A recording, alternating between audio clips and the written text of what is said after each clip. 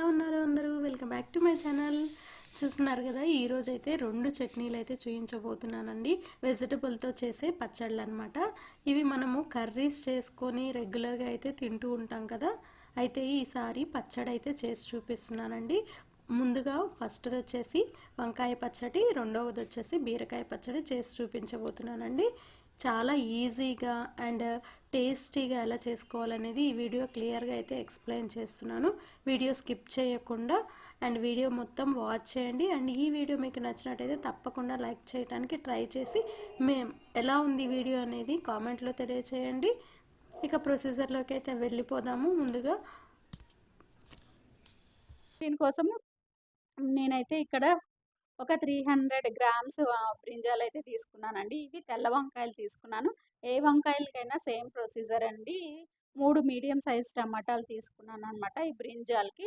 ఇవి బాగా వాష్ చేసుకున్నానండి. ఇట్లా వాటర్లో కొద్దిగా సాల్ట్ వేసుకోవాలి. సాల్ట్ కరగబెట్టుకోండి. కొద్దిగా ఊరకనే కరిగిపోతుంది కదండి. నేనైతే నార్మల్ సాల్టే వేసాను, కరిగిపోతుంది కదా. ఈ కరిగిన తర్వాత మనం బ్రింజాల్ని పీసెస్ లాగా కట్ చేసుకొని వాటర్లో వేసుకోవాలి. అందరికీ తెలిసిన ప్రొసీజరే కదండి. బ్రింజాల్ అనేది మనం వాటర్లో అయితే కంపల్సరీగా వేసుకోవాలి. నేను ఇలా చక్రాల్లాగా కట్ చేస్తున్నాను, తొందరగా మగ్గిపోతాయని. చూసారు కదా, ఇలా పల్చగా అయితే కట్ చేస్తున్నాను. సో తొందరగా మగ్గిపోతాయి ఇట్లా పల్చగా చేస్తే. అవి కట్ చేసుకొని ఒక పక్కన పెట్టుకొని, ఆ 3 టమాటాలను కూడా ఇలా మీడియంగా కట్ చేసుకొని ఒక సైడ్కి పెట్టేసుకోవాలండి.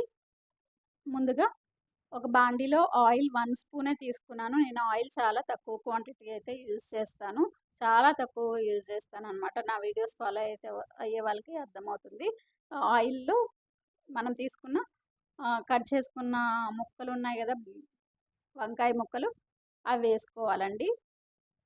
ఈ వంకాయలతో పాటు కొద్దిగా సాల్ట్ కూడా వేసుకోవాలి. ఎందుకు కండరెక్కకుండా చేదు రాకుండా ఉంటాయి కదండి. కొద్దిగా సాల్ట్ వేసుకోవాలి. వంకాయలకు తగ్గట్టుగా సాల్ట్ వేసుకొని ఫ్రై చేసుకోవాలండి. దీంట్లో ఇంకా ఏమీ యాడ్ చేయవసరం లేదు. మూత పెట్టుకుంటే ఇవి తొందరగా మగ్గుతాయి అన్నమాట. మీరు ఇలా రౌండ్ షేప్ కాకపోయినా నార్మల్గా అయినా కట్ చేసుకోవచ్చు. కొంతమంది పొడవుగా కట్ చేసుకుంటారు, లేదా 4 పార్ట్స్ అయినా చేసుకోవచ్చు. ఇట్లా పల్చగా ఉంటే చాలా ఫాస్ట్గా అయిపోతుంది. చూడండి, ఇట్లా బాగా డ్రై అవ్వవసరం లేదు. ఇట్లా మగ్గితే సరిపోతుందండి. మూత పెట్టామంటే మనకి 2-3 మినిట్స్లో మగ్గిపోతుంది. ఆలోపు సైడ్కి పెట్టుకుంటే మనకి వంకాయలు అనేది ఆరిపోతాయి కదండి. ఇప్పుడు బాండీలో 1 స్పూన్ ఆయిల్ వేసుకొని పల్లీలు వేసానండి. ఈ పల్లీలు ఫ్రై అయిన తర్వాత, ఇక్కడ నేను ఆల్రెడీ ఫ్రై చేసిన పల్లీలే వేసేసాను. సో అందుకని అన్ని వరుసగా వేసేస్తున్నాను. ఇక్కడ ధనియాలు కూడా మీరు అబ్జర్వ్ చేస్తే ఫ్రై చేసినవేనండి. నేను పల్లీలు, ధనియాలు, జీలకర్ర ఇవన్నీ సరుకులు కొన్నప్పుడే ఫ్రై చేసి పెట్టుకుంటానన్నమాట. ఆ ఫ్రై చేసినవే, అందుకని అన్నీ ఎట్ ఏ టైం ఒకేసారి వేసేసి ఫ్రై చేస్తున్నాను అనమాట. ఇవి ఫ్రై ఫ్రై మీడియం సైజులో పెట్టుకొని ఫ్రై చేసుకోవాలండి. ఎందుకంటే ఆల్రెడీ ఫ్రై అయిపోయినాయి కదా.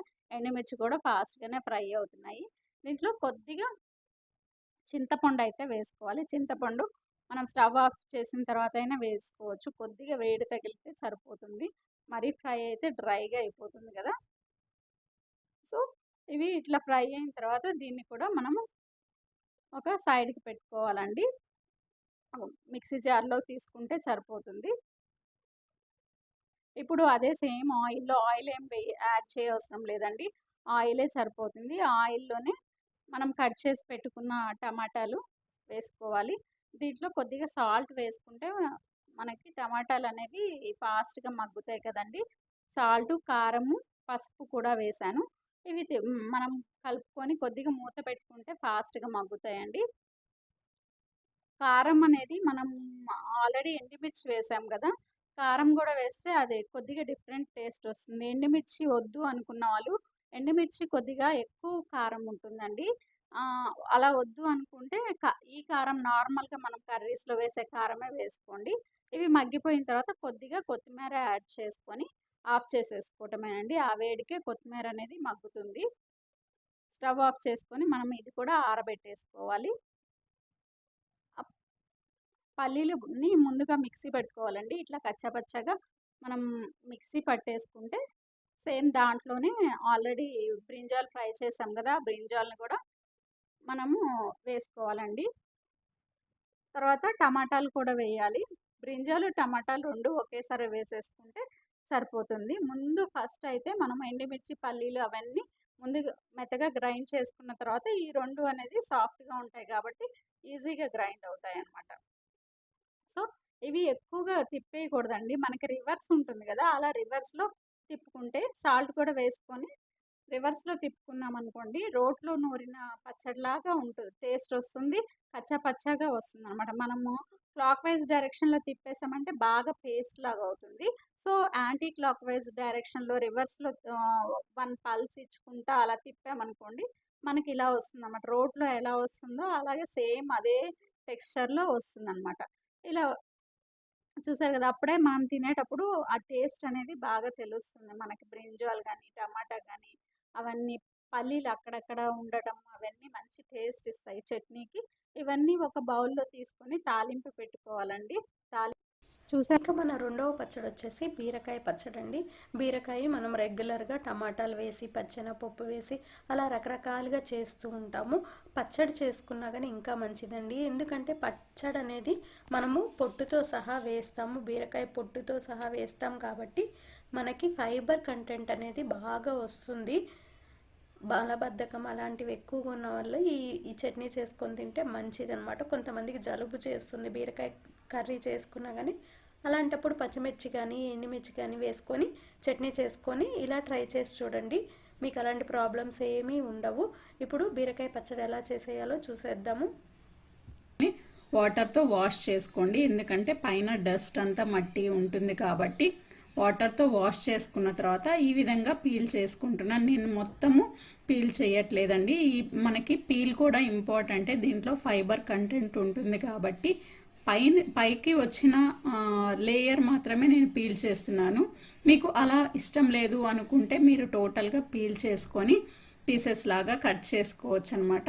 ఇది మనకి బీరకాయలో ఉండే చివరి పార్ట్ అనమాట. దీనికైతే నేను నీట్గా తీసేస్తున్నాను, ఎందుకంటే ఎక్కువ హార్డ్గా ఉంటుంది. సో టోటల్గా తీసేస్తున్నాను అనమాట. ఇలా పీల్ చేసుకున్న తర్వాత బీరకాయల్ని పీసెస్ లాగా కట్ చేసుకోవాలండి. ఎక్కువ పెద్ద పీసెస్ ఏం అవసరం లేదు, ఎందుకంటే బీరకాయలు అనేవి తొందరగా మగ్గిపోతాయి కాబట్టి మనం మీడియం సైజులో కట్ చేసుకొని పెట్టుకుంటే సరిపోతుందన్నమాట. ఇలా కట్ చేసుకొని ఒక పక్కన పెట్టుకోవాలండి. మరో పక్క స్టవ్ వెలిగించి బాండీ పెట్టుకొని దాంట్లో 1 గంట ఆయిల్ వేసుకోండి. ఈ ఆయిల్ హీట్ అయ్యే వరకు ఉంచిన తర్వాత దీంట్లో ఒక 2 స్పూన్లు పచ్చెనగపప్పు వేసుకుందామండి. ఈ పచ్చెనగపప్పు అనేవి మనకి మంచి ఫ్లేవర్ కరకరమంటూ ఉంటుంది మనం చట్నీ తినేటప్పుడు. 2 స్పూన్స్ పచ్చెనగపప్పు, 1 స్పూన్ వచ్చి మినప్పప్పు. నేను బద్ద మినప్పప్పు యూజ్ చేస్తున్నాను. మీ దగ్గర లేకపోతే దోసల మినప్పప్పు అయినా యూజ్ చేసుకోవచ్చండి. వీటితో పాటు పచ్చిమిర్చి వేస్తున్నాను. ఇవి ఎక్కువ కారం లేని పచ్చిమిర్చి అండి, అందుకనే కొద్దిగా ఎక్కువ వేసాను. నేను 5 నుంచి 6 అయితే విరగ్గొట్టి వేసాను అనమాట. ఈ పప్పులన్నీ ఫ్రై అయినట్టు అనిపించిన తర్వాత మనము 2 కరివేపాకు రెమ్మలు అయితే వాష్ చేసుకొని ఫ్రై చేసుకోవాలి. చూసారు కదా, ఈ పచ్చెనపప్పు అన్నీ రెడ్గా చేంజ్ అయిపోయినాయి. పచ్చిమిర్చి ఎక్కువ ఫ్రై చేయని అవసరం లేదండి. ఇవన్నీ తీసి పక్కన పెట్టుకొని ఆరబెట్టుకోవాలి. సేమ్ బాండీలో మనం కట్ చేసుకున్న బీరకాయ ముక్కల్ని వేసుకోవాలండి. మనకు బీరకాయలు అనేవి ఈజీగా ఉడికిపోతాయి. దీంట్లో సాల్ట్ వేసుకున్నామంటే మన వాటర్ కంటెంట్ అంతా బయటకు వచ్చేస్తుంది, తొందరగా మగ్గిపోతాయి అన్నమాట. ఈ బీరకాయలకు తగ్గట్టే సాల్ట్ అయితే వేసుకొని మిక్స్ చేసుకొని మూత పెట్టుకోవాలండి.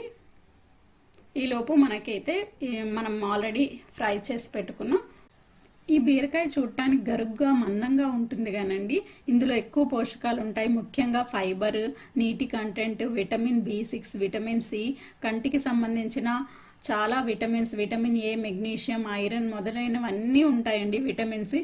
కాబట్టి దీన్ని రెగ్యులర్గా తీసుకోవడం వల్ల మనకి చాలా ఆరోగ్య సమస్యలు అనేవి దూరం అవుతాయండి. తినని పిల్లలు ఉంటే మీరు చట్నీ చేస్తే కమ్మగా తినేస్తారండి, వద్దు అనకుండా తింటారనమాట. మా ఇంట్లో కూడా మా పిల్లలు బీరకాయ కర్రీ టమాటా వేసిన తినరు, నార్మల్ ఫ్రై చేసిన పచ్చెనపప్పు వేసిన తినరండి. ఇట్లా ఒక్కసారి నేను చేశాను, అప్పటి నుంచి చట్నీ అయితే బాగా తింటున్నారనమాట. ఎక్కువ పచ్చిమిర్చి వేయకుండా కొద్దిగా తగ్గించుకొని పచ్చిమిర్చి వేసుకున్నట్టయితే పిల్లలైతే చాలా ఇష్టంగా తింటారు. ఇక్కడ బీరకాయలు ఉడికిపోయిన తర్వాత దీంట్లో కొత్తిమీర, కొద్దిగా చింతపండు, ఒక నిమ్మకాయ సైజ్ అంతా చింతపండు అండి. చింతపండు ఇష్టం లేని వాళ్ళు టమాటాలు ఒక 2 వేసుకొని మగ్గించుకోవచ్చు అండి. నేనైతే చింతపండు యూజ్ చేస్తున్నాను, టమాటాలు ఇప్పుడు ప్రజెంట్ అవైలబుల్గా లేవని. ఆలోపు చింతపండు కొద్దిగా హీట్ అయి మెత్తబడుతుంది. ఇప్పుడు నాకు మనం ఫ్రై చేసి పెట్టుకున్నవి ఆరిపోయినాయి. దీంట్లోకి వచ్చేసి కొద్దిగా సాల్ట్, ఓన్లీ ఈ పౌడర్కి సరిపోయే సాల్ట్ వేసుకోవాలండి. జీలకర్ర కూడా ఫ్రై చేసిందేనండి, అది నా దగ్గర ఫ్రై చేసింది కాబట్టి నేను ఫ్రై చేసేటప్పుడు వేయలేదన్నమాట. ఇవన్నీ మిక్సీ పట్టుకోవాలి, కచ్చపచ్చగా మిక్సీ పట్టుకోండి. ఈ మిక్సీ పట్టిన తర్వాత మనకు ఆలోపు బీరకాయలు అనేవి ఆరిపోతాయి. ఆరిపోయిన బీరకాయలు కూడా దీంట్లో వేసుకొని దీన్ని రివర్స్లో తిప్పుకోవాలండి. మీరు నార్మల్గా తిప్పితే చాలా పేస్టీగా అయిపోతుంది, రివర్స్లో 2 టైమ్స్ తిప్పితే సరిపోతుంది అనమాట. మనకి రోట్లో ఎలా అయితే పచ్చడి నలుగుతుందో ఆ విధంగా వస్తుంది. రివర్స్లో తిప్పాలి ఎప్పుడు. ఇలా చట్నీలు మనకి రోట్లో టేస్ట్ రావాలి అంటే 2 సార్లు రివర్స్ తిప్పుకుంటే సరిపోతుంది అనమాట. మనకి టేస్టీ బీరకాయ చట్నీ చాలా బాగుంటుందండి. దీన్ని తాలింపు పెట్టుకోవాలి. తాలింపు అనేది నార్మల్గా తెలిసిందే కదా, దాంట్లో మనము చిన్నులపాయలు, ఎండుమిర్చి, తాలింపు దినుసులు, కరివేపాకు వేసుకుంటే ఇంగువ కావాలంటే వేసుకోండి. ఈ విధంగా చాలా ఈజీగా అయిపోతుందండి. ఒకసారి కంపల్సరీగా చేసి పెట్టండి, మీ పిల్లలైతే చాలా ఇష్టంగా తింటారు. నేను చేసిన విధంగా ప్రొసీజర్ ఫాలో అయ్యి బీరకాయ చట్నీ చేసి పెట్టండి, ఇంట్లో అందరికీ తప్పకుండా నచ్చుతుందండి. అలాగే ఈ వీడియో మీకు నచ్చినట్టయితే ప్లీజ్ లైక్ చేసి ఛానల్ని సబ్స్క్రైబ్ చేసుకోండి. Thank you for watching.